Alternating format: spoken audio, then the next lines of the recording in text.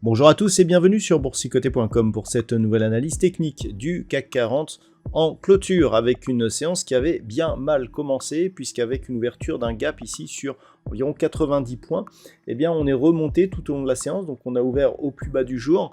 On avait un plus bas sur cette séance ici qui se situe à 7511.24, on a marqué au plus haut 7511.10, donc il reste quelques centièmes de points pour terminer de combler. On pourra dire que dans l'épaisseur du trait, eh bien ce gap il l'est, avant de clôturer à 7492.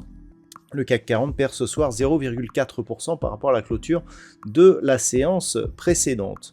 Au niveau des indicateurs techniques, on reste donc dans une dynamique baissière au sens des histogrammes du MACD. Le RSI est totalement neutre et on peut constater de forts volumes, donc supérieurs à la moyenne, sur cette séance qui reste baissière. Donc nous avons des éléments qui vont vers effectivement une conviction qui est plutôt baissière sur ce mouvement, et par rapport à la rupture ici de la zone des 7460 points, même si on revient au-dessus de cette zone, on peut bien désormais constater que l'on a une succession de points hauts et de points bas qui est désormais baissière et donc qui confirme la tendance qui est toujours orientée à la baisse d'un point de vue court terme. Au niveau du palmarès des valeurs, c'est Téléperformance qui tient le haut du pavé aujourd'hui avec un gain de 11,19%. Renault gagne quasiment 2%, tout comme Accor Hôtel. Derrière, Orange et Thales sont sur des hausses proches de 1,5%. Au niveau des plus fortes baisses, donc LVMH, suite à la diffusion de ses résultats légèrement décevants hier soir, perd 3,68% aujourd'hui. L'Oréal perd 2,18% dans son sillage. Derrière, Hermès, Carrefour sont sur des baisses légèrement supérieures à 1%. Dassault Systèmes juste sous les 1%. Donc, par rapport à cela, c'est surtout le luxe qui a tiré un petit peu le CAC 40 vers le bas. Par rapport à cela, la Chine a encore une fois inquiété et on a tout de même la confirmation ici d'un mouvement baissier. Donc désormais, ce qu'il faudra observer, c'est éventuellement des retours ici qui pourraient invalider ce mouvement baissier, mais celui-ci est désormais confirmé. Donc pour cela, il faudrait repasser au-delà du dernier point haut significatif de cette tendance qui se situe désormais à 7613,15. Ce qui veut dire que tant que nous serons sous cette zone, on restera ici dans une dynamique baissière par la succession ici de ces points bas et de ces points hauts. Si les cours donc ne repassent pas au minimum au-dessus des 7570 points, l'objectif est désormais un retour possible ici sur la zone des 7365 points. Une rupture de cette zone nous donnerait encore une fois un risque d'accélération avec d'un point de vue un peu plus moyen terme, un risque de retour ici sur cette zone des 7075 points. Donc on a techniquement quelque chose de très propre, c'est-à-dire qu'on avait ici ce support oblique qui définissait bien la tendance. On a ici une rupture, on a accéléré ici, on a cassé.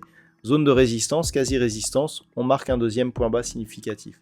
Donc clairement, là, je dirais que le retournement, il est techniquement très propre. Nous avons une hausse des volumes sur la phase de baisse alors que nous avions des volumes en nette baisse sur la phase de hausse. Tout cela sont des signaux qui vont vers la possible poursuite de ce mouvement baissier.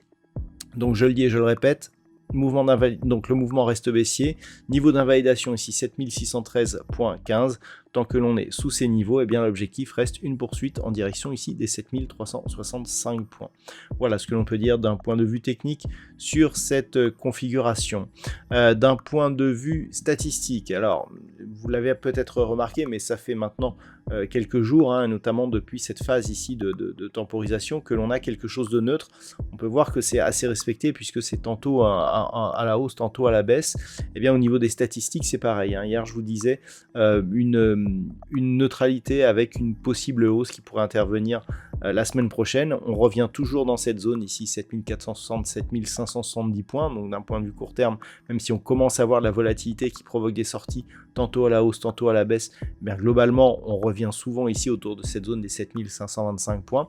Et ça continue pour les prochains jours, hein, puisque les statistiques donc pour ces prochains jours nous donnent alors un peu plus de volatilité, effectivement, mais avec toujours quelque chose de relativement neutre dans la tendance. C'est-à-dire qu'on n'a pas de message directionnel porteur, c'est-à-dire une hausse qui se démarque au fil des jours, mais on a vraiment quelque chose pour l'instant qui reste autour du niveau d'équilibre avec des risques donc d'aller chercher soit à la hausse soit à la baisse. Donc effectivement une statistique qui ne nous donne pas énormément d'informations, hein, puisqu'une neutralité qui peut partir à la hausse ou à la baisse, eh bien en gros globalement c'est pas du tout exploitable.